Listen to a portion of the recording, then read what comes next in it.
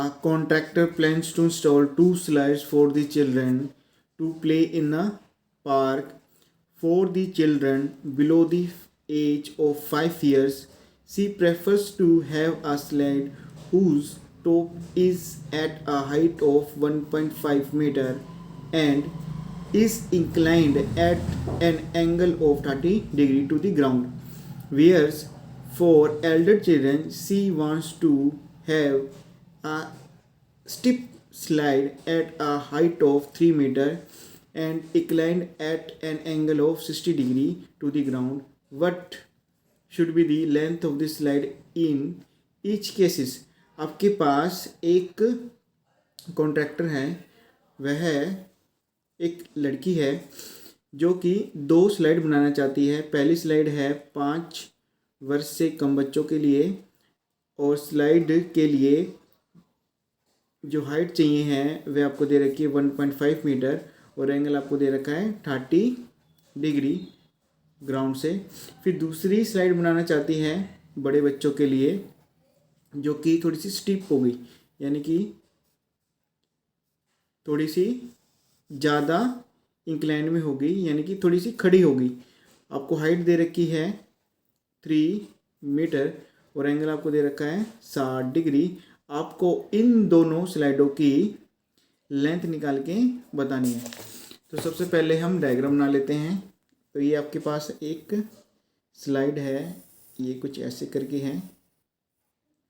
आपको थीटा दे रखा है 30 डिग्री और जो हाइट दे रखी है वह आपको दे रखी है 1.5 मीटर है। ये 5 साल के छोटे बच्चों के लिए है। फिर आपको एक और स्लाइड दे रखी है जिसकी हाइट आपको दे रखी है 3 मीटर और आपको जो थीटा दे रखा है वह दे रखा है 60 डिग्री का दे रखा है। तो ये आपके पास है 90 डिग्री और ये आपके पास है 90 डिग्री। आपने लेंथ निकाल के बतानी है, यानी कि आपने इस साइड को निकाल के बताना है। दोनों केसेस के अंदर आपने लेंथ निकाल के आपको बतानी है। आपको पता है कि 90 डिग्री के सामने हमेशा आपके पास होता है हाइपोटेन्यूस, तो ये भी आपके पास हो जाएगा हाइपोटेन्यूस। 90 डिग्री और थीटा के बीच में आपके पास होता है बेस। 90 डिग्री और थीटा के बीच में आपके पास होता है बेस और थीटा के सामने आपके पास होता है परपेंडिकुलर। तो यह भी आपके पास हो जाएगा परपेंडिकुलर, यानी कि दोनों केसेस में आपको हाइपोटेन्यूस निकाल के बताना है।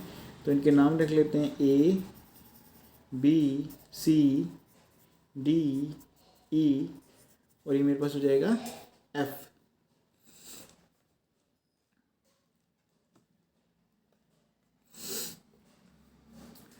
तो हमें फॉर्मूले पता होने चाहिए। पंडित बद्री प्रसाद हर हर बोले, सोना चांदी तोले, चंडीगढ़ से Chennai, sine cos tan cosec sec और कोट। तो आपको रिलेशन चाहिए परपेंडिकुलर हाइपोटेन्यूस के बीच में, परपेंडिकुलर हाइपोटेन्यूस के बीच में साइन थीटा है और कोसेक थीटा है। आसानी के लिए मैं साइन थीटा ले लेता हूँ, यहाँ पे लिख लेता हूँ in right angle triangle ABC के अंदर आपको लगाना है साइन थीटा इक्वल टू आपके पास होता है परपेंडिकुलर अपॉन में हाइपोटेन्यूस। साइन थीटा थीटा आपके पास है 30 डिग्री, तो यहाँ लिख दूंगा साइन 30 डिग्री परपेंडिकुलर आपके पास वैल्यू दे रखी 1.5 डिवाइड हाइपोटेन्यूस। हाइपोटेन्यूस आपके पास है AC। साइन 30 डिग्री आपके पास होता है 1/2, तो यहाँ लिख देंगे 1/2 1.5 divided by AC। Cross multiply करते तो AC इक्वल टू आपके पास हो जाएगा 3 मीटर। तो हम अपना मेन आंसर अब लिख सकते हैं।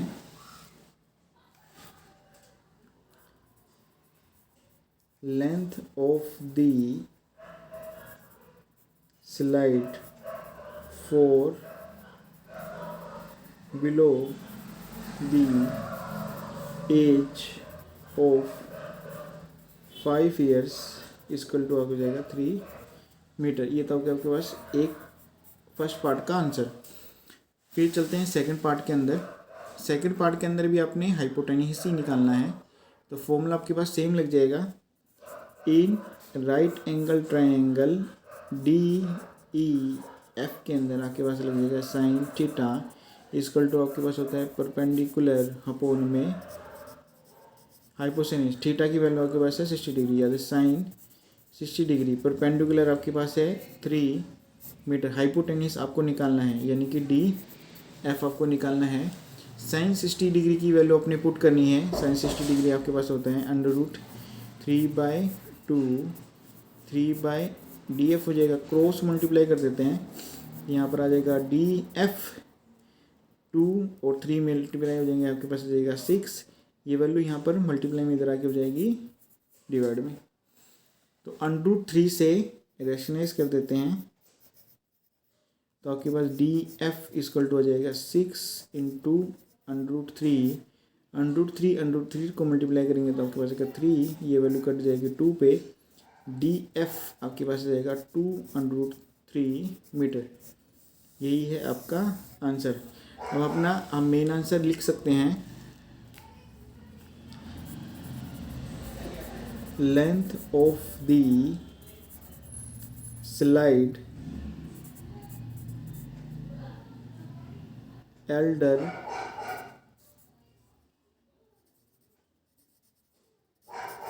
children इक्वल टू हो जाएगा प्लस 2√3 मीटर। यही है आपके सेकंड पार्ट का आंसर।